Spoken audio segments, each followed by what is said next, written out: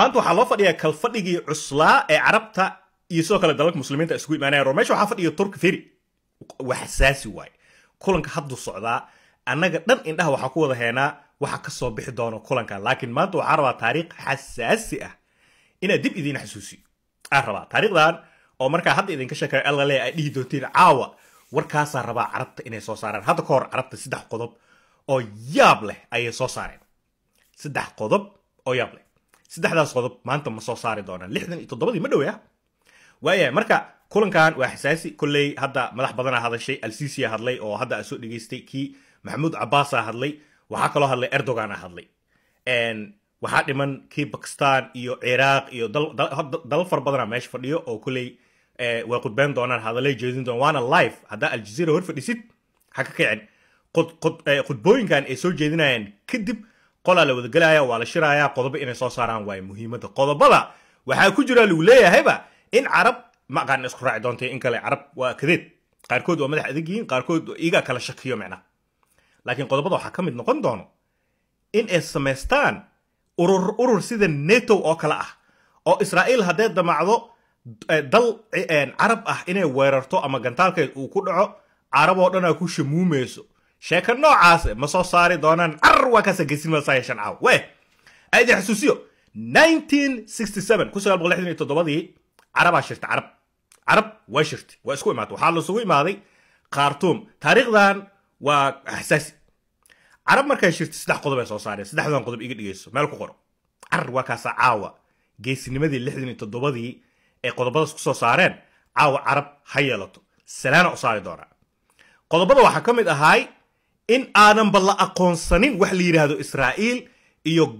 dal la yiraahdo Israa'iil ama Israel state wax la yiraahdo in aanan la aqoonsanin gabigeedaba ay hadda ka hor carab isku raacday ku dhaqor 1967 ku dhaay 67 carab waxay isku raacday qodobka koowaad waay in aan la aqoonsanin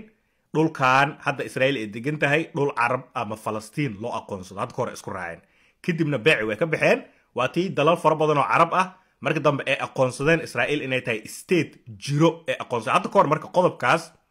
xaga iidig carcaawa kaasa ha soo saaraan waa arki doona 1967 Khartoum qodobka labaad wuxuu ahaa in aana wax heshiis la yiraahdo heshiis nabadeed peace inaan balala gelin heshiis nabadeed oo meesha lagu arko la dagaalo hadda ka hor carab labadaas qodobka saddexaad oo ay wada qodobka koowaad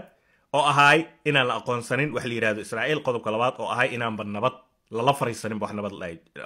dhaho aysan dhexmarin carab iyo Israa'iil oo dagaal uu ka dhaxay qodobka saddexaad wuxuu ahaa wax negotiations la dhahayo wada xaajood Israa'iil ay kaalay Falastiin dhulkaas u ogolaaw West Bank u ogolaaw wax negotiation idin soo koob marka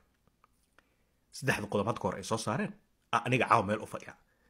in Israa'iil aysan inay dal tahay ama ay jirtaba la inkiro carab ay inkirto had koor way soo saareen qodobkaas caaw ma ku jiri doonta ina wada xaajood lala gelin inaanan wax nabad la yiraahdo ay ka dhaxdeen hadaa ku dhaho ka war Erdogan madaxweyne Erdogan ma yasa iyo kan Syria iyo midka maxaa la jiray Qatar saddexdaas waxay soo jeediyeen saddexdan qodob hadda idin sheegay ay soo jeediyeen in caawa lagu heshiyo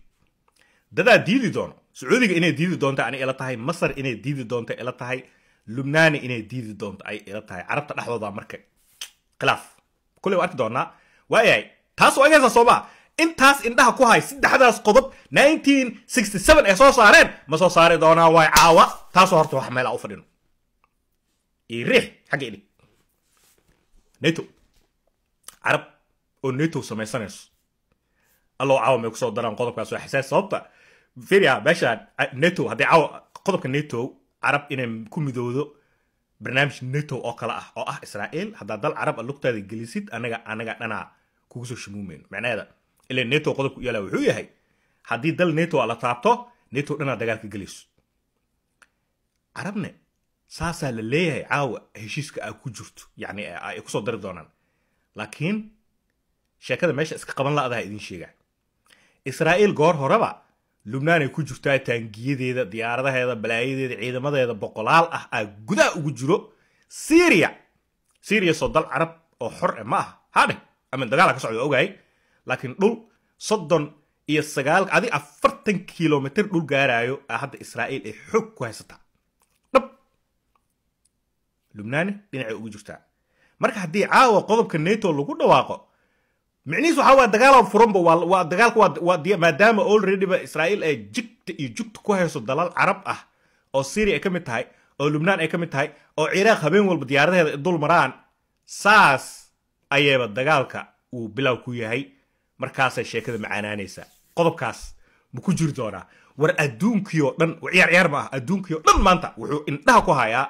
qodobada aw carab oo looga bartay inay u shiraan